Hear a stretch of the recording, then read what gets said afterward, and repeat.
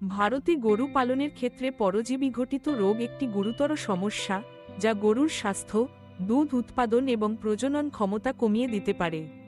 পরজীবী ঘটিত রোগ সাধারণত দুই ধরনের হতে পারে: বাহ্যিক পরজীবী যেমন টিক, মাছি, উকুন, এবং অভ্যন্তরীণ পরজীবী যেমন রাউন্ডওয়ার্ম, ফ্লুক, টেপওয়ার্ম ইত্যাদি।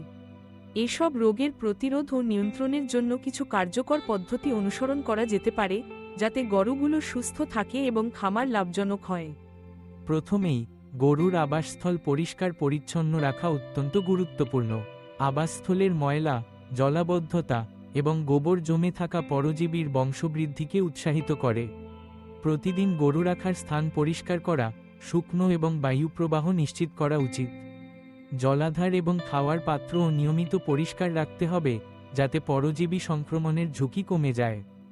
গোবর ও প্রস্রাব একত্রিত হয়ে থাকলে তা দ্রুত সরিয়ে ফেলতে হবে, কারণ এগুলো পরজীবীর ডিম ও লার্ভা ছড়াতে সাহায্য করে।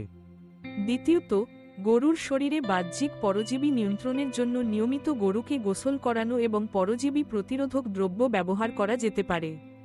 বাজারে বিভিন্ন ধরনের ডিপ, স্প্রে, পাউডার বা অয়েন্টমেন্ট পাওয়া যায়, যা বাহ্যিক পরজীবী নাশক হিসেবে কাজ করে। তবে এসব ব্যবহার করার আগে অবশ্যই পশু চিকিৎসকের পরামর্শ গ্রহণ করা উচিত, কারণ কিছু রাসায়নিক দ্রব্য গরুর ত্বকে ক্ষতি করতে পারে।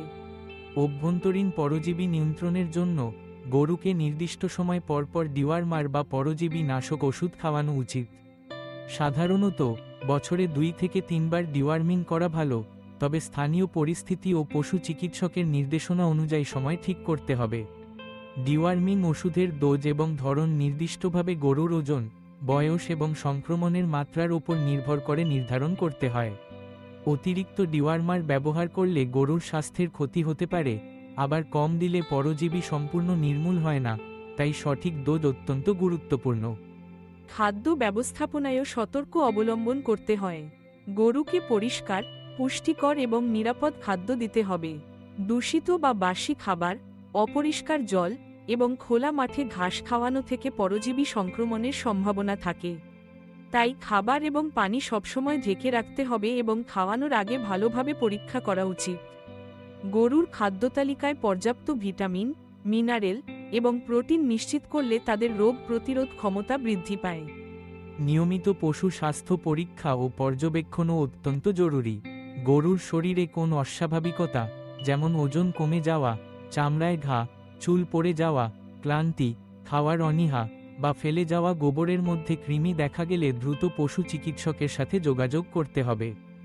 গরুর দেহে পরজীবীর উপস্থিতি দ্রুত শনাক্ত করে চিকিৎসা শুরু করা গেলে বড় ধরনের ক্ষতি থেকে রক্ষা পাওয়া যায়।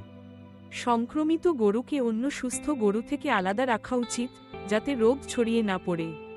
সামগ্রিকভাবে, পরজীবী নিয়ন্ত্রণে খামার ব্যবস্থাপনা, পরিচ্ছন্নতা, নিয়মিত স্বাস্থ্য পরীক্ষা, ওষুধ ব্যবহার এবং সচেতনতা সব মিলিয়ে কাজ করতে হয়। এসব পদ্ধতি অনুসরণ করলে ভারতীয় গরুদের পরজীবী ঘটিত রোগ থেকে সুরক্ষা নিশ্চিত করা সম্ভব। গরুর স্বাস্থ্য ভালো থাকলে খামারের উৎপাদন ও লাভও বৃদ্ধি পাবে, যা খামারির জন্য দীর্ঘমেয়াদে সুফল বয়ে আনবে।